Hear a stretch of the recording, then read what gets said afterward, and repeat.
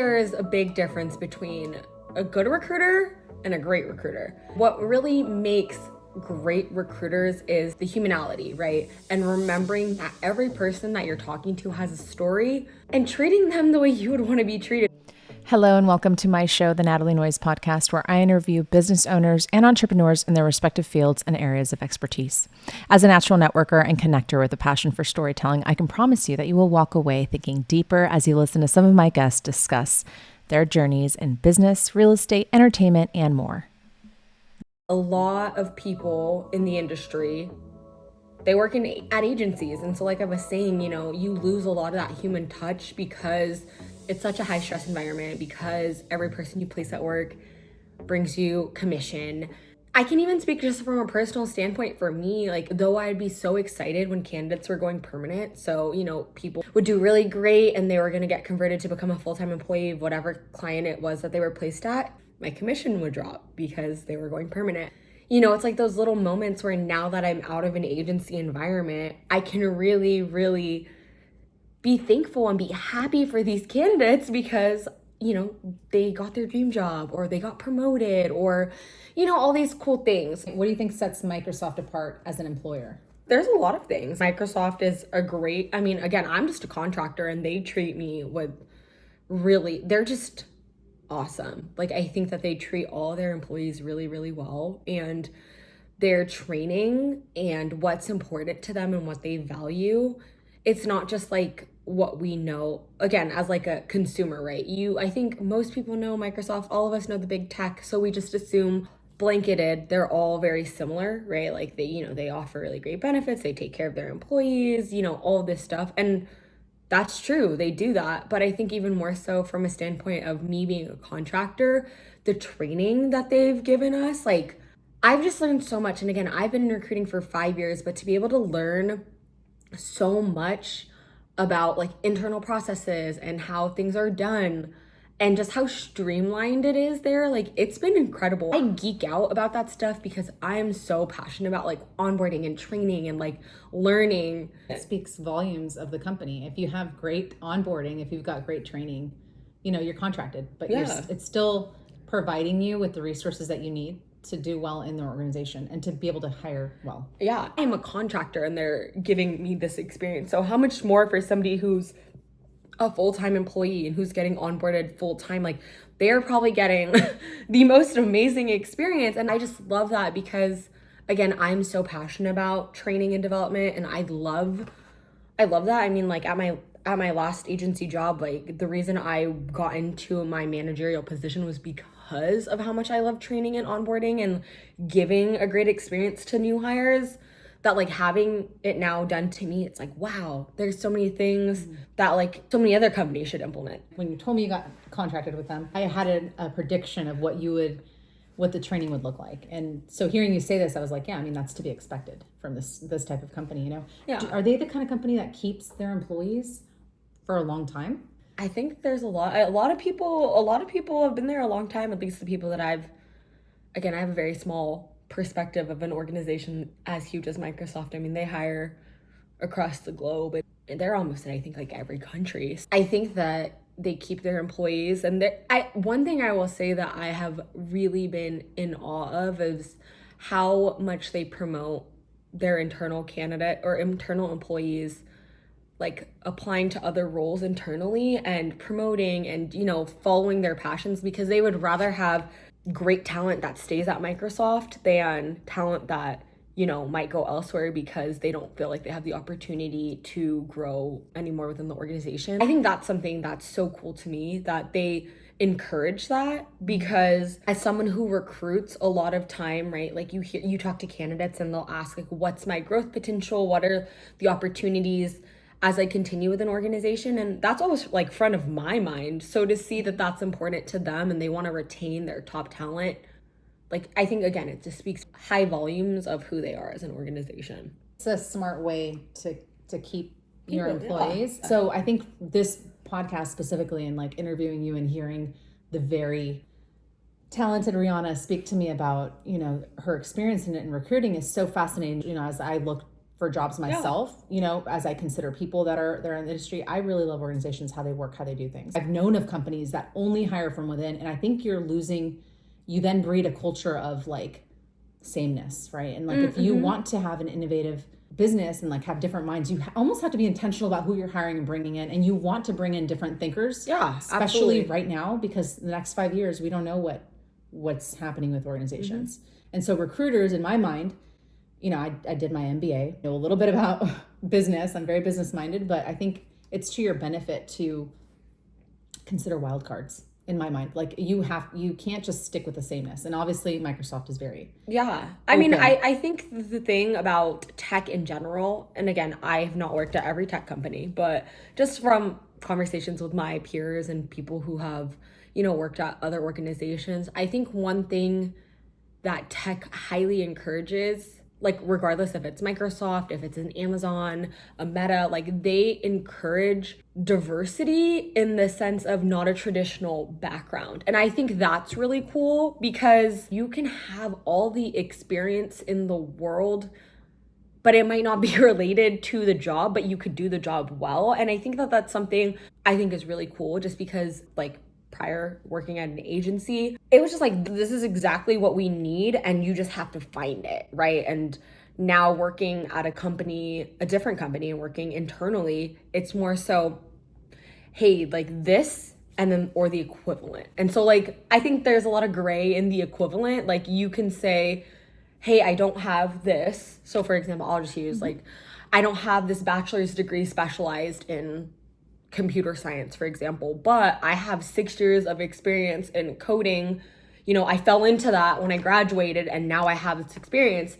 That honestly, as like for me as a recruiter, like the 6 years of your coding experience trumps any degree that you had, whether it was in computer science or not. Like, hey, you have the actual work experience and you want to work here and you fit these other technical qualifications. Great. Like, I think, and I just think that's really cool. Natalie, we need this person to start in a week. Yeah. We will do, like, you need to do whatever it takes, right? And as somebody who wants to get that commission, you're going to say, absolutely, I'll find you exactly what you need.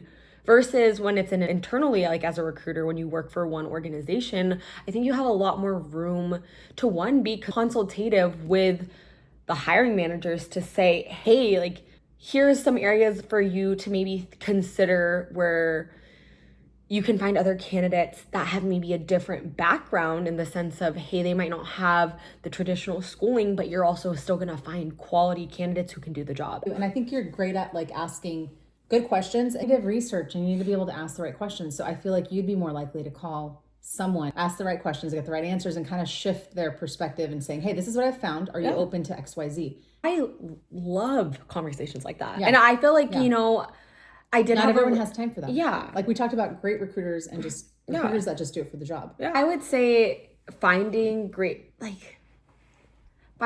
quality candidates, it all really starts with the kind of questions you're asking, right? Like if you're just asking check the box questions, you're going to think everyone is great. But if you're really diving deep into these questions that you're asking every candidate, and I think it even goes beyond that, it's knowing and understanding the roles you're recruiting for. Mm-hmm. When I started, I knew nothing about accounting and finance at all. I literally, and Natalie, you know this, specifically did not get my degree in marketing because I did not want to take business classes. I did not want to take accounting. I did not want to take finance. I hate math. But when I knew that was what I was going to recruit, I spent time out of my own day to learn about accounting and finance. So that way, when they said words to me, it wasn't just check the box. Oh, they said they have this jargon. I actually could understand if it made sense. And I think that's so common sense. Like it's so common sense to me. No, but it's like you would think that. Let's go back to that first room when I walked in and you guys were all like on another level. This is what I'm talking about, picking up from people that are actually operating on another level. Yeah. It makes a huge difference. So who you're hiring makes a big difference when you hire these kind of recruiters like Reeyannah, right? No, clearly, I know where you were going with that even before you said it, because You need to do, if I know I'm recruiting and I'm like, what are these words? I need to go spend you need to know 2 hours. Like you need to understand what you're recruiting on to find quality candidates, because if not, anybody can deceive you. Right. And I think that really set me apart, because though I was not an accounting or finance person, to this day, I haven't recruited accounting and finance in like 8 months, but I still know what those words mean. And I love talking about, like, that stuff makes me so excited. Even though that wasn't your field. No, exactly. Because I'm like, oh my God, a purchase order? Like, talk to me about that. The general ledger, let's go. Like, walk me through your month end.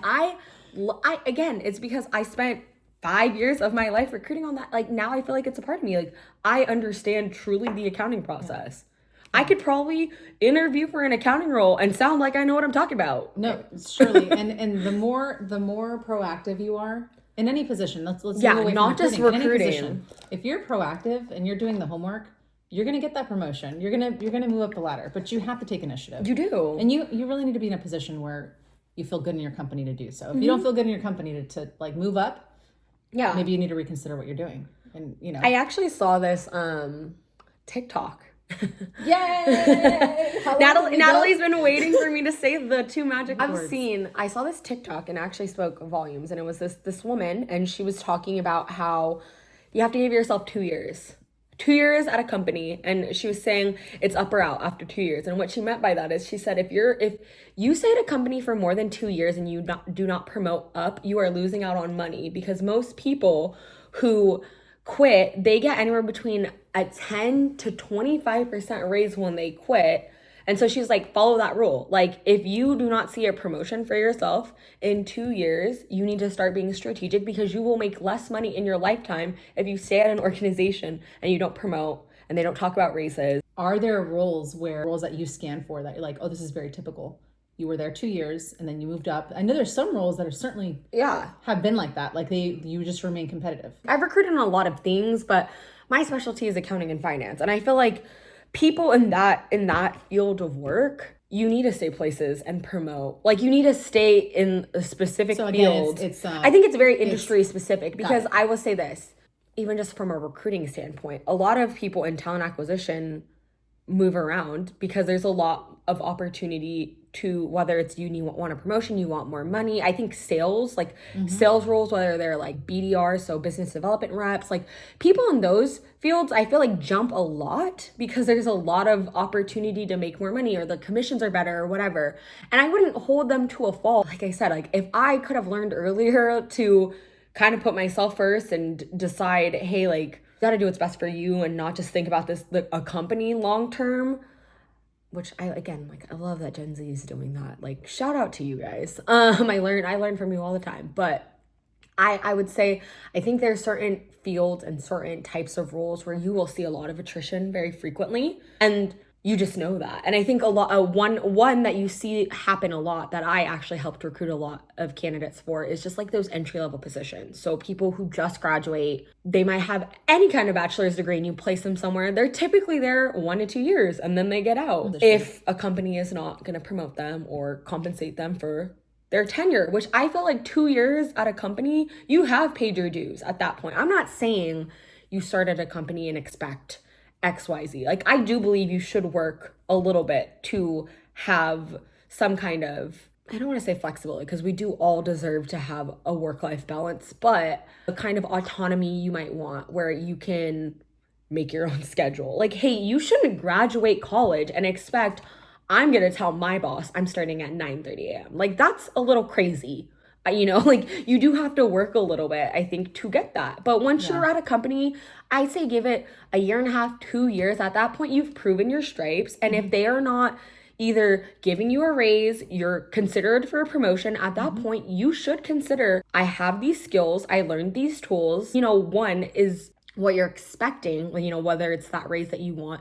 Is it comparable with the market? And if it is, you should absolutely apply. The best time to look for a job is when you have one. For people who are at companies for long periods of time, they're doing their self a disservice in not practicing how to interview. I will never forget, right? Like, I brought up 2020, which was such a crazy year, and there's all these amazing candidates that were getting let go, and I'm talking to them, right? I'm trying to help them out. prepping, and I get them interviews, and then they're like, Reeyannah, I haven't interviewed in 7 years. I'm so nervous. And I'm talking about manager level people, senior level people. That's great, but it's like, you should be practicing how to interview. Like, you should be putting yourself out there, even if it's for you to say, hey, you know what? This job offer is not for me. It's okay to look for a role, even if you are content with your role. I think if there's anything that we have learned in the last 3 years of this job market is nothing is certain. So you need to do what's best for you. And like, I'm speaking to myself here, like, we all need to be a little selfish and put ourselves first. And, if there's a job that absolutely speaks to you and you're happy at your current job, apply for it. The worst thing you can do is get told no. And hey, cool, keep it pushing. You still have a job. Like, I think that's great advice. Like, if there's one piece of advice, like, that is what I would say I'm so passionate about. It's just, I don't think your average person like considers that. You're comfortable in your job, and I think that what you're bringing up is really helpful. But comfortability is a scary place to be. Yeah. I would say if you're very comfortable somewhere, if the rug gets pulled underneath you and you get let go, it's going to be even harder for you. Yeah, I agree. Or like, it's going to be even harder for you to come to terms with, I thought I was good at my job. Like, and we've seen that happen. A lot of these companies with AI advancements, like a lot of companies, everything's shifting. Speaking to that, what role do you think technology plays in modern recruiting? We've already talked about the automation. Yeah. What other things have you seen? This is a question that I like to ask when I interview. What do you think in the next 3 to 5 years? Like, what do you see for your recruiting process, right? I think that's important to know. I think there are parts of recruiting that are very mundane that should be taken over by technology, right? Like, I think about the applicant tracking systems, how they are really helping screen candidates, right? And that's great. I think even at my previous job at an agency, they were implementing all these tools to help kind of automate the process. So instead of having, and again, it wasn't for me, but it was having more of like the high volume recruiters, instead of having them do this candidate phone screens, the candidates who applied for these jobs would then enter like certain questions and answer them. And it's, if they pass those, then the recruiter would reach out and say, hey, you applied for this role. I see that, you're good with the schedule. You do you can type this many words per minute, XYZ. The next step, based on what you said, is for us to meet virtually. So we're taking away that initial touch point of a phone call that lasts 15 to 20 minutes that they would do a lot of. I think there are pieces that absolutely can be taken over and should be, especially in high volume situations. But I would say overall, as a technical recruiter, there are just things that you have to screen for. And then there's the human part too. You need to see if this candidate would suit, the team that they have applied to be on. There's certain things that you can only get when you talk to that candidate or the hiring manager talks to the candidate. And this is just my own prediction, but I think companies are going to start automating a lot more of that beginning half of the recruiting process, right? When I think of it, if any of you are in the industry, it's more of that sourcing part where you're screening for the candidates, you're talking to them on their initial touch points. I think that'll be automated. I think especially when we're talking about high volume or lower level, not as technical positions, I get why you can screen for that in a questionnaire. Now, if I'm recruiting on something that's a higher level, a technical role, you might just want to initially just call them and talk to them. But I would say I do think there's certain parts that can absolutely be taken and make our days as recruiters easier. But I think there's always such a human element to our job that it will never go away. Yeah. And if it does, it'll be a very scary day. Now the majority of interviews are done via Zoom or Teams. And I think that's still a great gauge for who you're. If I'm hiring 2 people and I go through a series of 20 people to work for me, I'm going to know, because you're going to know by what they're saying. I care about appearance, but I care more about what are you telling me? What's your experience? And I love that Ford, going back to something we talked about earlier, Ford has a little snippet on their any position, any role they have, they say something like, you don't have to necessarily meet all of these qualifications. Like, we are, like, if you feel like you're they have like this like a little blurb, And I think it's really cool to see that, because the Ford is known to be super innovative, and they're known to say, like, to your point, like, hey, you actually did coding for 7 years. You don't need that coding degree. Yeah. And right now, education is super interesting. It's a really interesting time. You don't need a degree, but you do need the years of experience, but you can get there without a degree. And so it's going to be interesting to see how things are changing for candidates in the next 5-10 years, There's especially so as many jobs are things that shifting go with into AI that. Yeah. advancements, And so looking ahead, what are your predictions for the future of recruiting? That I think a lot of things, at least in the early stages of screening for recruiters, I think that is going to get taken over by some kind of technology. If you work at a large enough company, like that's going to be taken over. Mundane, like back and forth, responding to emails, scheduling virtual interviews, scheduling interviews with clients, like doing all these things, which I think within like a few years, like that stuff will get taken over.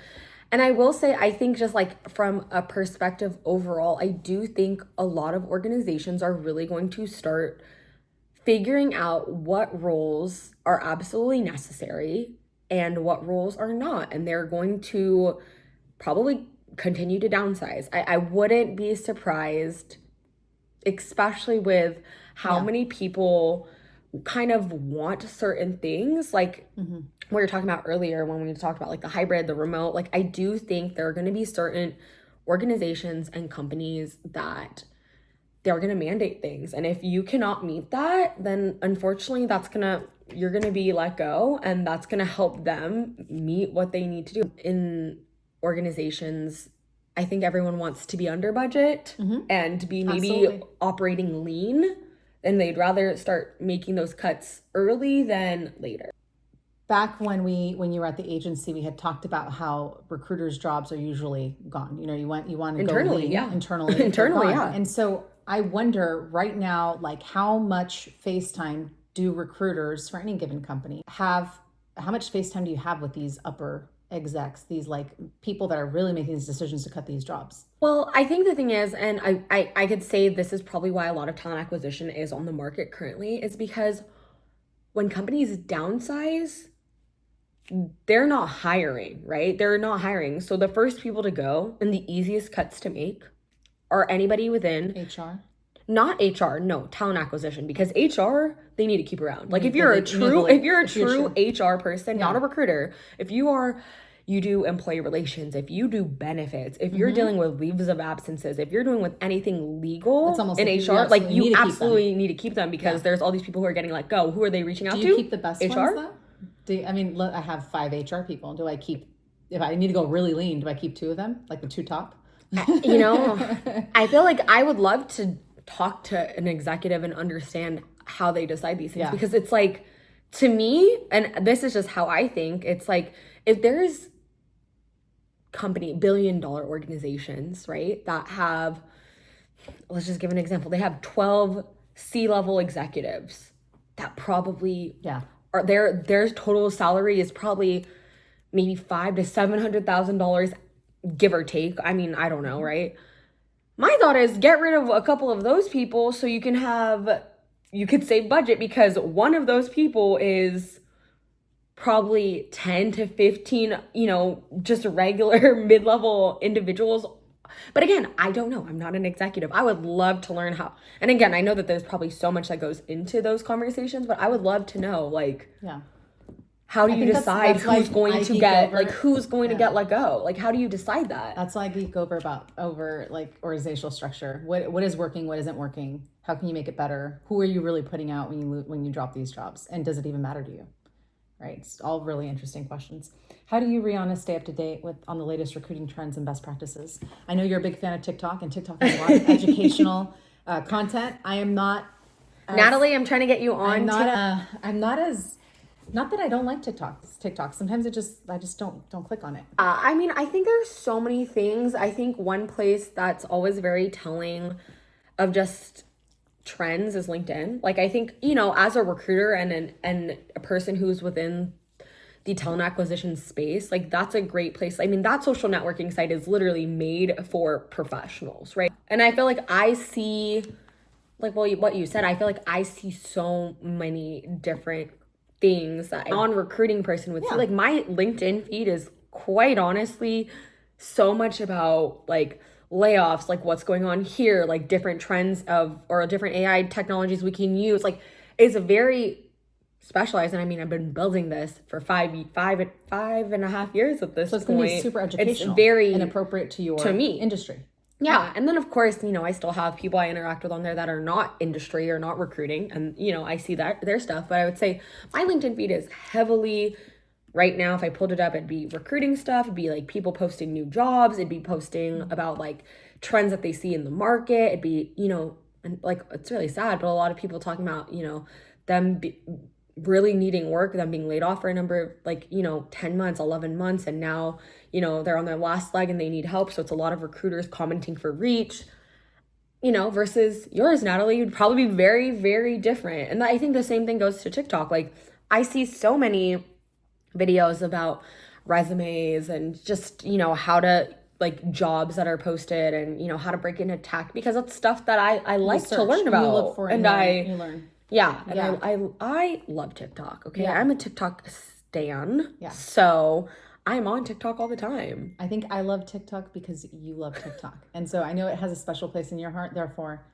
TikTok, shout out. I think TikTok is, it's so funny because when TikTok became a thing back in 2020, I was like, what a ripoff, like such a ripoff of Vine. If anyone remembers Vine, right. That was like 6 seconds of fun. I loved the Vine, but I didn't want to get it for so long. I was like, no. And my old roommate, she would like send me the videos, like in a text message, and then like it would pop up on the browser. Finally, I caved and I got it. And as soon as I got it, oh my God, I was like, why didn't I have it? I did not have TikTok until probably like July of 2020. And mind you, like it was popular like beginning of the year when all that, I don't think I downloaded it until like July or August. And after that, it was downhill. Like, I love TikTok. Well, that's a great way to segue into some activities that help you recharge and de-stress. So I know you do a lot of research on TikTok, but I also know you create some content. And you're very engaging, very interactive, very lively. Ever since I met you, you were like a ray of sunshine. Oh, and so you. Tell me how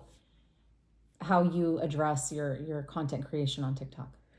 Well, I feel like this is a hard question because it's not like I'm like some super active content creator. I want to be, and I think I made a lot of excuses the past couple of years to not do it just because I was, so drained from work. I was so tired, and now that I, have the job that I have at Microsoft and having a lot of opportunity, to work from home and just having more of a work-life balance, like there is a lot more time for me to do that. And I still make excuses, but I just feel like there's so much stuff that I talk about that I wish I could remember. Like I will know, like that was such a great conversation I had with Natalie, but I can't remember everything, and I wish I could like document it. I would follow you around. I would follow. So Cal Poly Pomona. Yeah.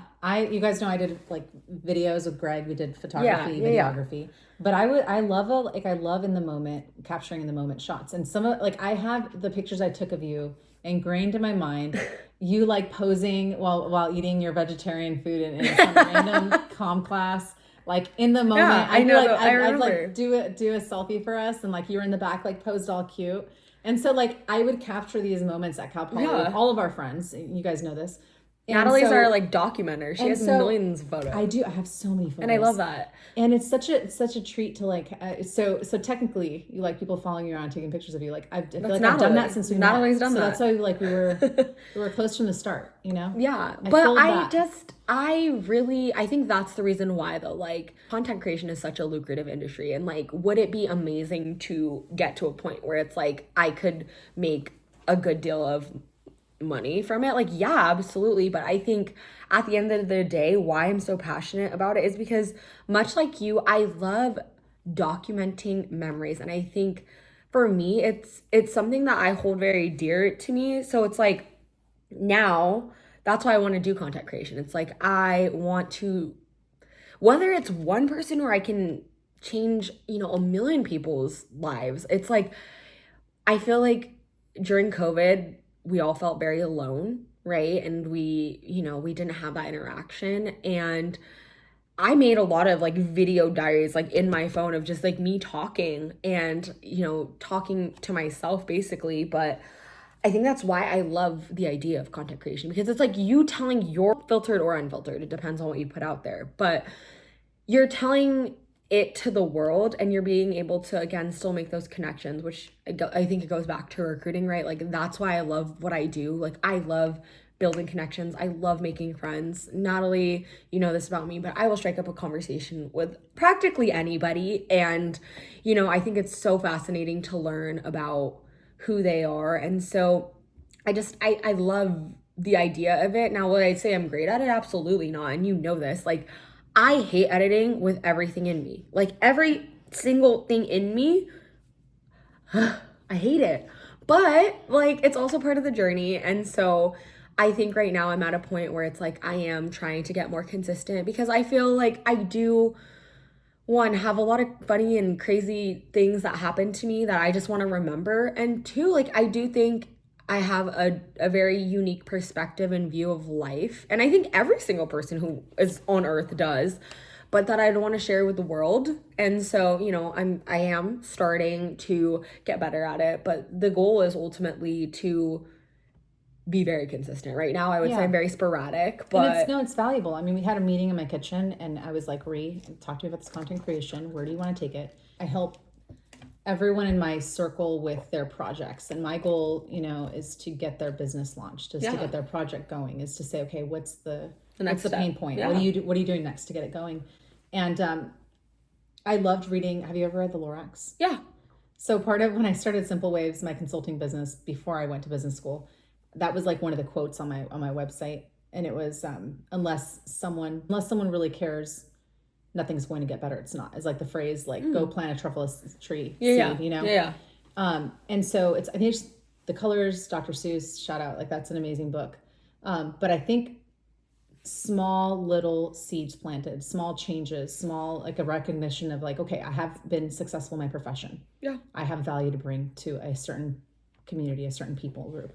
Why not do it in the best way you can do it? Yeah. And being communicators, I think that we have an upper hand in, like, being able to communicate our messaging and tailor it. Yeah. But I think for you, like, I'd love to see you put more, you know, more emphasis on this as your coach. But the hard part is, and Natalie, you know this as well, but the hard part, I don't care about the sense of people, like, I'm a very open book, and anybody who asks me questions, I'm pretty transparent, like, that anybody can ask me questions and I'll be transparent.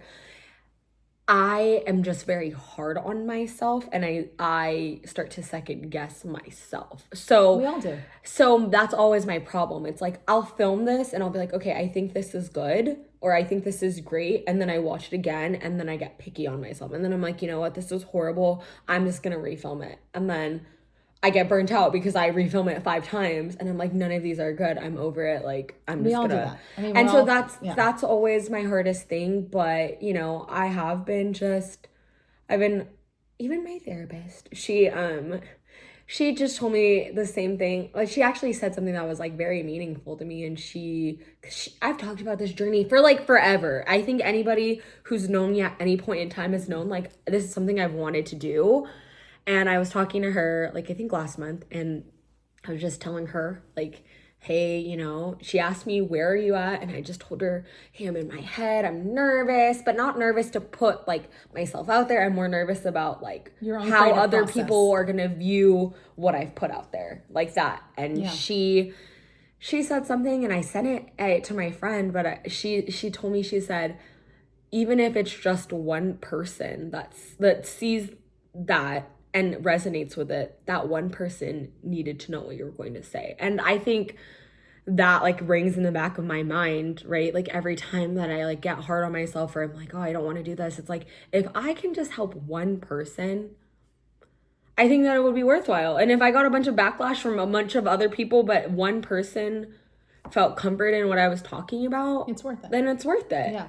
And I just have to, again, it's a me thing. I just have to get out of my own head, and I'm working on that. And, you know, content will come. You have to trust yourself and trust the process. Like, I remember asking people, like, what title is better for this? Or, like, I seek feedback because I want my product to be better. Yeah. But ultimately, I've gotten to the point where I'm like, you know what? If I'm satisfied with the level of time I could put into this project, I'm going to put it out there. I'm just going to do it because I feel good with it, and you're just going to get better over time. So we're our biggest critics. Yeah. But sometimes you can't ask everybody. Yeah. What should I do? You have to just choose something and go with it.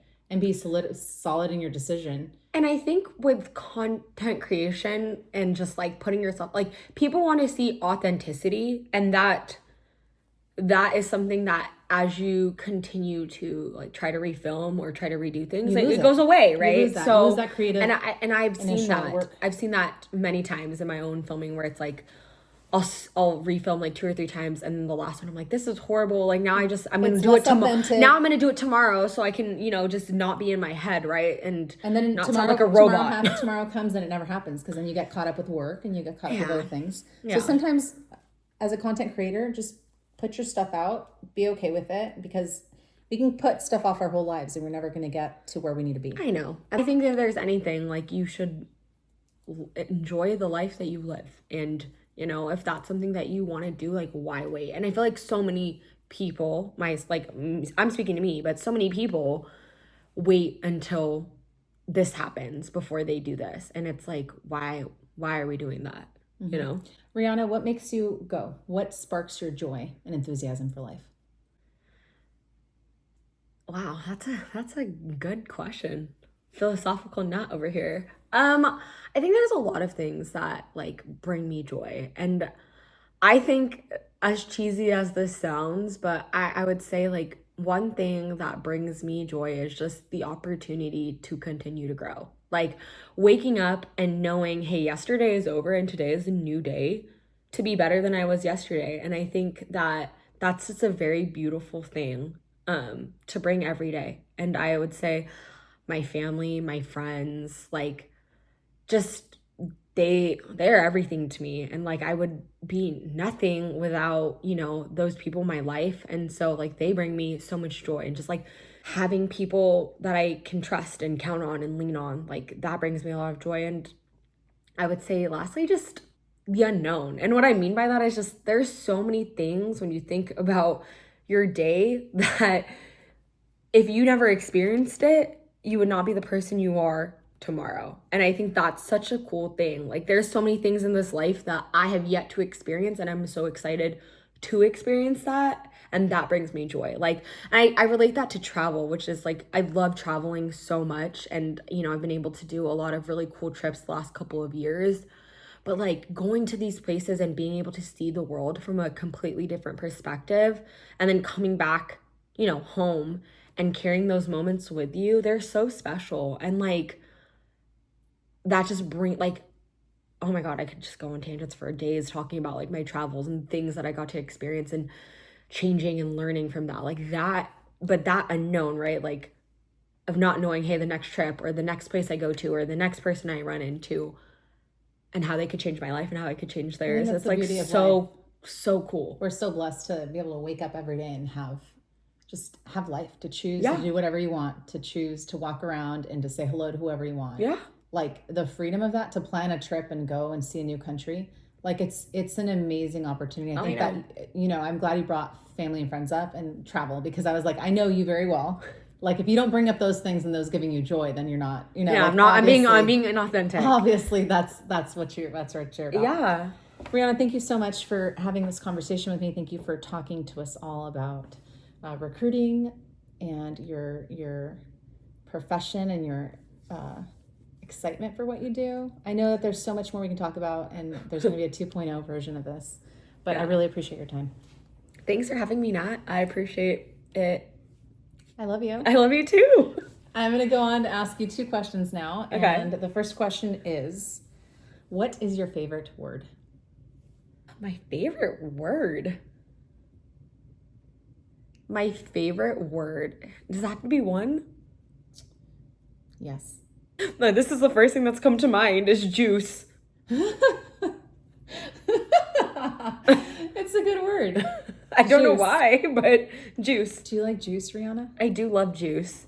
But no, I think juice, when I say juice, it has a lot of different meanings. Like 100%. I'm thinking you can think like is my actual battery juice. filled up right now? Is like, your juice? Am I juice? Am I juiced? Like, am I feeling energized? I feel like it's a good word. You can use it in so many ways. I love that. I love it. Okay, second question. AI or original work? Original work. I feel like you lose your sense of being when you use AI. And I think that when I say that, I think AI is very helpful. Like, have I used it? Absolutely. But I think you lose a sense of who you are and your authenticity and your originality when you use AI. There is beauty in having a little bit of differences in the way you say things and the way you do things.